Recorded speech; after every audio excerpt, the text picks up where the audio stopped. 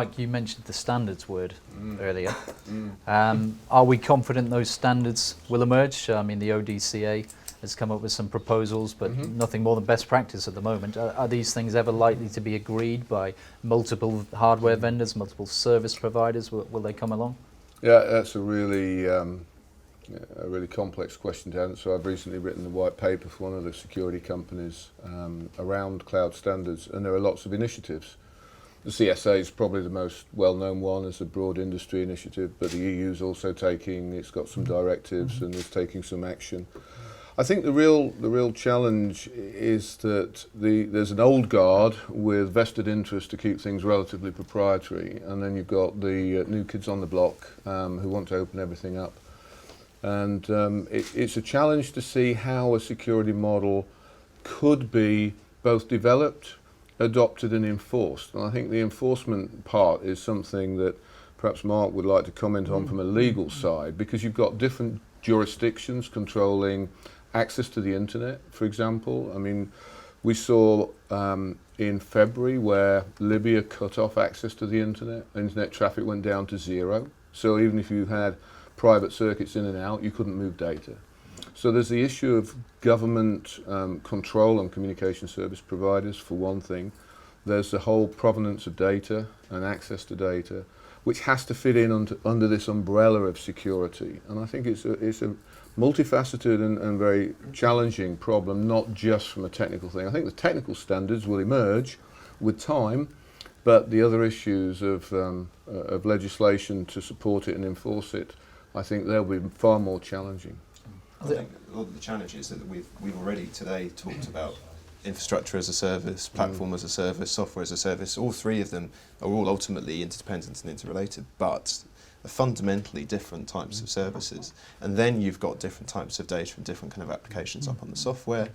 Creating a standard that, standard for cloud is, I think, not impossible. You've got to be focusing in on some really kind of firm definitions of each of the individual parts that you're interested in. And then on an infrastructure side, sure, your standards will probably be more technical. On a software as a service side, your standards going to be much more about legal release of data and other bits and pieces, because what's going on underneath that, by and large, is uninterested for most people, because they're buying a software service. They're not buying if it's running on Dell or HP, or if it's SAM-based, or if it's in a massive great... Do you essentially end up with what's like an IP stack then? Yeah, different interoperable standards.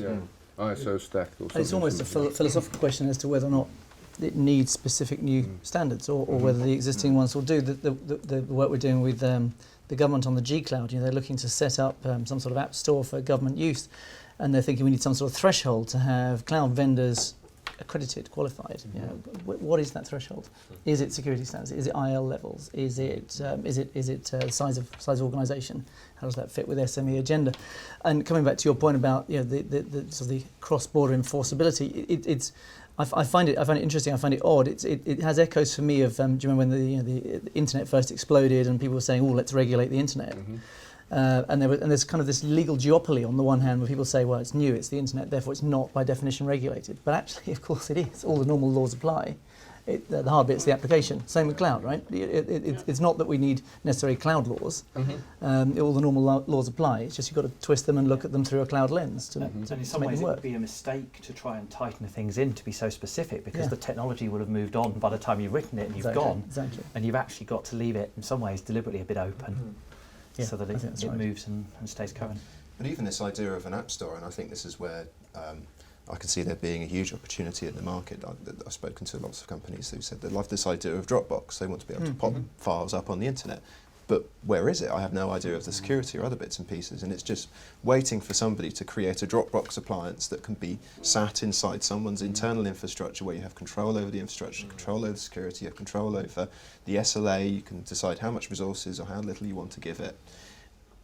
But I haven't seen many examples of that yet, and I think this idea of these kind of pre-packaged appliances that almost mimic some of the external software as a service models, which work fantastically for home users and consumers, but probably don't have the security controls that you would want for a business, but drop that into an infrastructure or platform type service and then have more control over it. There are some out there, so you look at Yammer, and they're very similar to Twitter, but you can do that on premise. And I think they'll definitely come, and there'll be a demand for it, because you'll still want to have that private way of doing things like Dropbox, in instant messaging. Yeah, exactly right. But I think the application development piece will be the hardest piece, because people have to now rethink how they're developing their applications, because there's a different model for data integrity replication. You talked about being able to pick up your virtual machines and move them somewhere, but you're still thinking of that in terms of that infrastructure layer and saying, I'll pick that machine up and move it.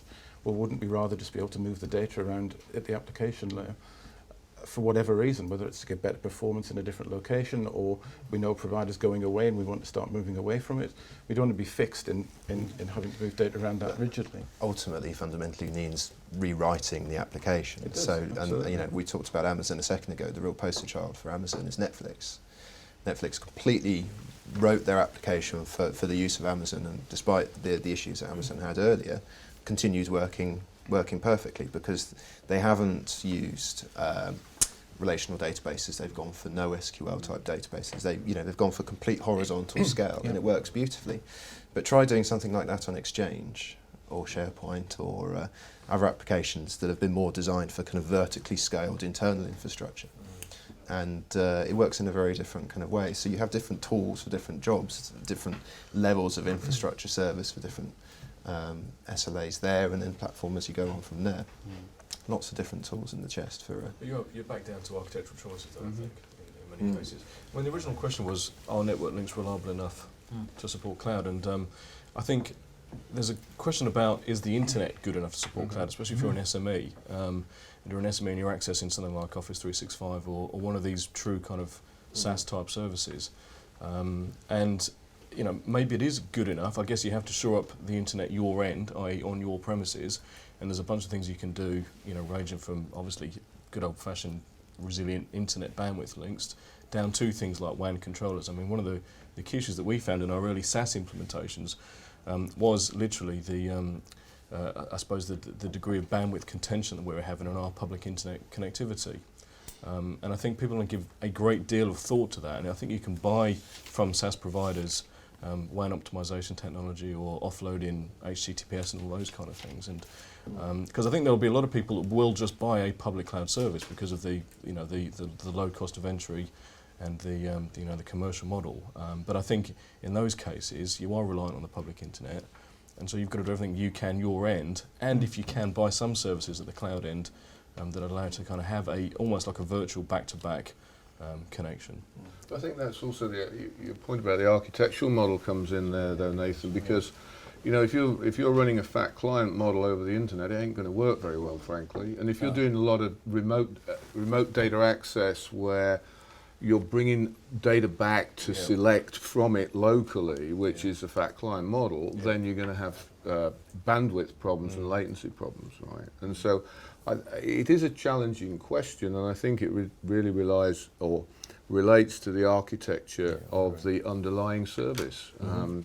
You could argue that they are resilient enough, but networks today they don't have the same backplane speed as a computer. Therefore, you're not going to architect your solution to look like a remote computer that's distributed over several different cloud service providers. You're still looking at the proximity of the data to the processing right now because of latency issues and bandwidth issues, amongst other things.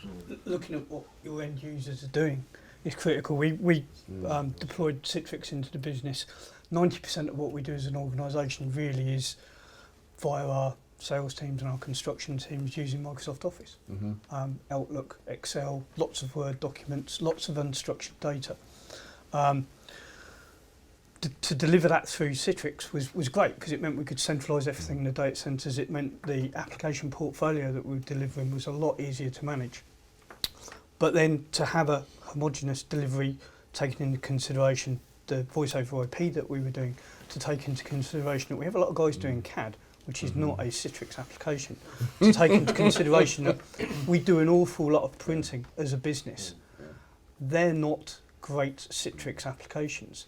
And we got into an awful lot of deep dive design and architecture with regards to bandwidth, as to how the pipes had to be structured with regards to call setup, voice session, IP tannoy that we use, traffic that was going with inside Citrix, traffic that was going outside of Citrix, internet traffic.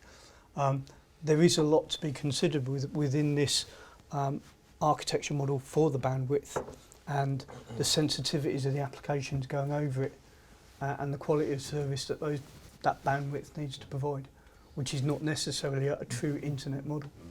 I think one piece of good news though is that what we've seen, and we've got some experience around kind of Western Europe, the UK does at the moment seem to be leading certainly most of Europe in terms of the speed of connectivity and some of the choice and options that are out there.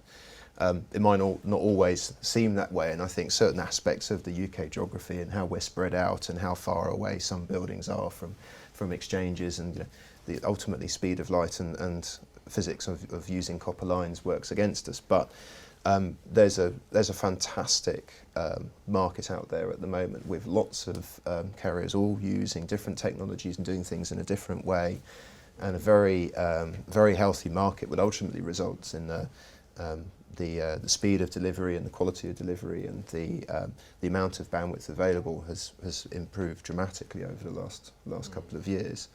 I think it's still got a long way to go, and there's still some good options, but again, it goes down to the choice of the different technologies and being able to combine one with another that may work on, say for example, a broadband connection with 3G, two totally different routes in the network, two totally different transport mechanisms, two totally different technologies working very nicely in complementary fit one with another, giving you that little bit of extra edge on availability without having to go that next big step up, which may be a fibre Ethernet connection or a copper Ethernet connection, which costs generally a fair amount more than a broadband. Because Nathan talked about that, didn't he? He said there were elements of technology you could put in at your end to shore up the customer end of the internet traffic. Yeah. I think you said packet shaping, also WAN optimization. What can Claranet do at its end? I mean, are there specific technologies you can put in? You mentioned it was early days yet. There was still a long way towards development. WAN optimization is one area that we've had some experience in, but I think the challenge with WAN optimization is it's another layer on top of the network. It's a little bit like some of the old classic VPN technologies. It's another layer that you have to manage on top of a network that you're already managing. And in some scenarios, say for example, if you've got a very long line and you're going down to India or China, that the speed of light still works against you in those kind of scenarios, and WAN optimization is great in that situation. In the UK, sometimes we've seen it's just better to throw more bandwidth at the problem, and that sometimes fixes the problem. It depends on the application. Sometimes, again, speed of light means that you want to try and use something like WAN optimization technology to improve it. But I think in the UK at the moment, we have used WAN optimizers, but because the market's so healthy, we've been finding in the end it's easier to again throw bandwidth at the issue, and make the links bigger and make them more scalable. Because the other side of things is about being able to make that link flexible. Because the whole great thing about cloud computing is you can use it when you want to, and then you can stop using it or use less of it when you don't want to use it.